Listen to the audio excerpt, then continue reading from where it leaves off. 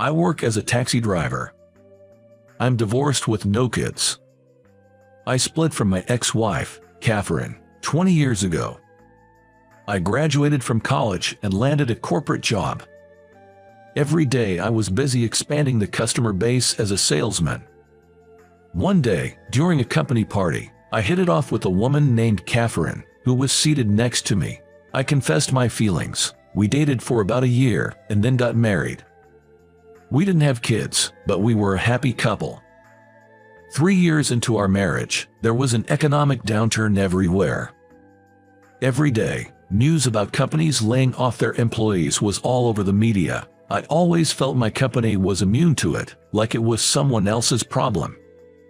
Then, out of the blue, my boss called me into his office and suggested I take an early retirement. You're aware our company's performance isn't great, so we've decided to reduce staff. There's a bonus for those who opt for early retirement. You're still young, you should be able to find another job. Think it over, that's all I have to say. With that, my boss left the room. I was in disbelief and couldn't come to terms with it. Why me? I was in shock and couldn't think straight. It was a layoff disguised as early retirement. Our company is small scale, and the severance package was almost negligible. When I told my wife, Catherine, she seemed shocked and worried. Wait, what? It had been our agreement that Catherine would be a stay-at-home wife after we got married. But now, the one who had asked her to stay at home had to ask her to work. It was an unexpected turn of events, and I grew more frustrated by the day. From then on, Catherine and I started arguing about money and jobs. Our once peaceful marriage became rocky. Eventually, Catherine left a divorce note and moved out. It felt like the layoff had ruined my life. Afterwards, I was so devastated that I spent my days in a state of despair in our now empty house. But I couldn't continue living that way forever. Despite my efforts to find a new job, nothing was working out. I kept getting rejected even at the initial application stage. During one job fair, a senior employee from my current company approached me. Somehow, I ended up as a taxi driver, which was fine, but maybe because I started just for a living, I wasn't putting my heart into it at first. I faced many complaints during my early days due to my attitude, but an encounter with a young girl changed my perspective. Thanks to that experience, I can now take pride in doing my job with dedication. Phew, how many rejections have I had so far? While in the cab, I let out a long sigh. It's been 3 months since I started job hunting. I've been rejected by over 30 companies. When rejection keeps piling up, it feels like society is telling you, we don't need you, and it's really weighing on me. Miss, is everything okay? Did something happen? No, actually, I poured out my frustrations to the taxi driver. Despite studying hard, I failed my university entrance exam and ended up in my second choice. The economic downturn makes job hunting tough. My parents got divorced, and it's hard to reach out to either of them. It seems like I'm always failing at something. I choked back tears as I wrapped up my story. Well, I've been there. I was laid off from my job, and things didn't work out with my wife, leading to our divorce. Finding a new job was a real challenge. Even when I got this taxi job, I wasn't passionate about it at first. I was taken by surprise when the taxi driver suddenly began speaking to me. You're about the age she would be now. She must be too. Excuse me, do you have a daughter? No, but a long time ago, I helped a little girl. It was a pitch-dark night. The driver began to reminisce. He was waiting for passengers near the rotary in front of a train station when a small girl approached him. Please, can you take me to the vet? Perhaps because of the rain that had just stopped, she was soaking wet. She held a limp kitten in her arms. The girl handed the driver a $5 bill she had been clutching and pleaded. Please hurry. This is all the money I have. Go quickly. The driver realized something was wrong and immediately drove her to the nearby animal hospital. where the kitten received treatment.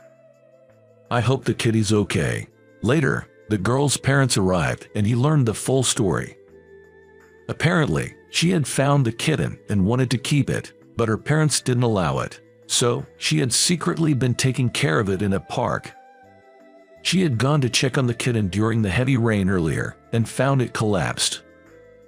Oh no, kitty, are you okay? According to the vet, the kitten was just malnourished and would be fine with proper feeding. The kitty will be okay. Thank you so much, Mr. Taxi Driver. I couldn't have gone to the vet on my own. The girl's eyes sparkled as she spoke. By the way, I'm sorry. My dad told me $5 isn't enough for a cab ride. I shouldn't have troubled you. It's okay. The important thing is the kitten's safe. You're going to keep it at home, right? I can't. I live in an apartment. They don't allow cats. I need to find it a home. Oh, so the kitty doesn't have a place to stay either. It was then that the driver had an idea. Why not become the kitten's owner himself? He thought he could manage to care for a homeless cat, even if he couldn't support his wife. That incident changed the way I view my job. That girl made me realize that my job is to help people. My attitude towards work changed because of her. I owe her a lot. The taxi driver spoke with deep emotion. Wait a minute. This story. I had been listening intently to the driver's story, my heart racing. Your cat is a tabby with droopy eyes, right? How did you know? Of course he'd be surprised. That makes sense. He hadn't described the cat to me. There was no way a stranger like me would know the specifics about his cat.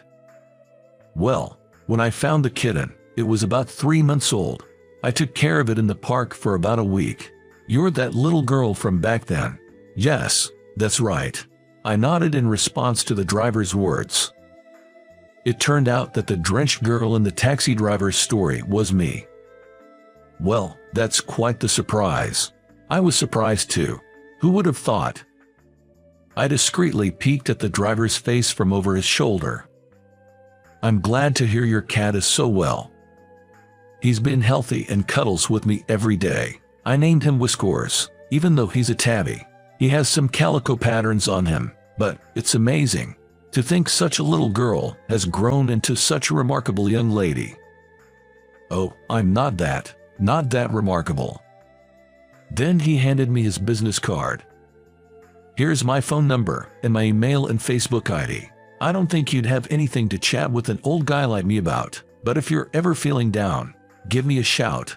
I won't push for a meetup or anything, okay? His words almost brought tears to my eyes. It had been a long time since someone had spoken to me with such warmth. Touched, I began to tear up. Thank you. What happened? Why the tears? Did I say something wrong? No, I'm just grateful for your words. I see. You've had it tough, huh? The driver gently patted my back. I sniffled, crying even louder. It's okay. Reach out if things get tough again. Yes. Thank you. Holding onto his business card, I parted ways with the driver. Although I felt a bit lonely, my heart was somehow warm. Not long after, the driver sent me a picture of Whiskers.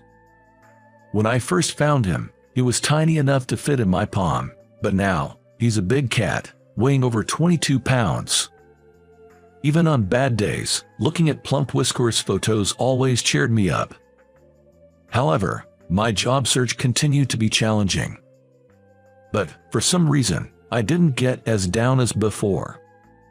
There are times when your hard work isn't recognized.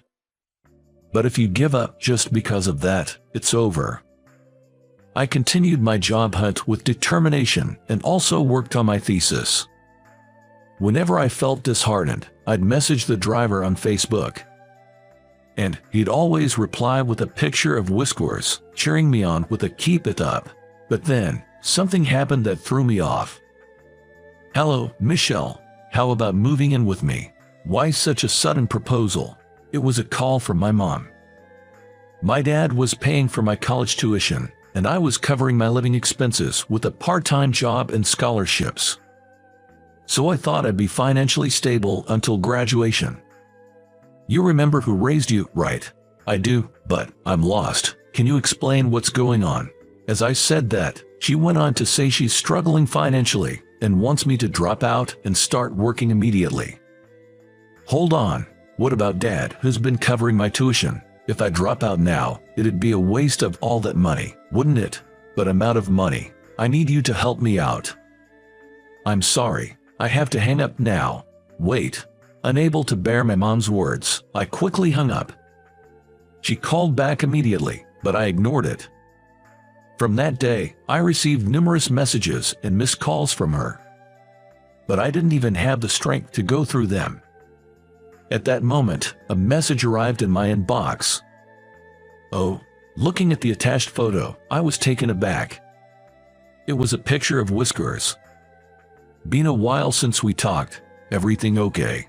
Seeing the driver's message, tears welled up in my eyes. I immediately called him to talk about my mom. I'm sorry. I know it's your lunch break.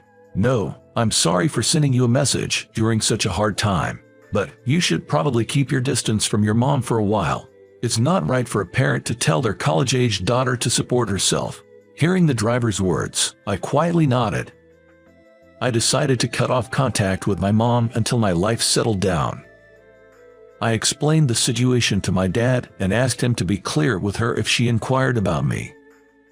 If anything happens, just let me know. I think I can help talk to your mom. Thank you. From that day, I stopped communicating with my mom. After distancing myself from her, I could finally focus on my own life. My younger brother told me she kept calling him persistently, but he firmly declined her calls. After that, she stopped reaching out. I then met up with the driver and finally got to see the real Whiskers. Whiskers, upon hearing my call, it meowed and came closer to me. He's so adorable. Thinking of those times always brings a smile to my face. During those challenging job hunting days, a dream sprouted within me. I shared it with the driver. I've found what I want to do. Oh, that's great. What is it? I began juggling a part-time job and attending a driving school to achieve a certain qualification. Finally, after a few years, I realized my dream. Welcome, you might be the first female taxi driver in our company. I successfully passed the driving test and geography exam and got a job at the same taxi company where the driver worked. I'm looking forward to working with you. I got you. I shook Ken's hand. He gently patted my head. I have another dream. Once I get used to the job, I plan to confess my feelings to the driver. I hope, someday, the three of us, including Whiskers, can live together. With that thought, I smiled to myself.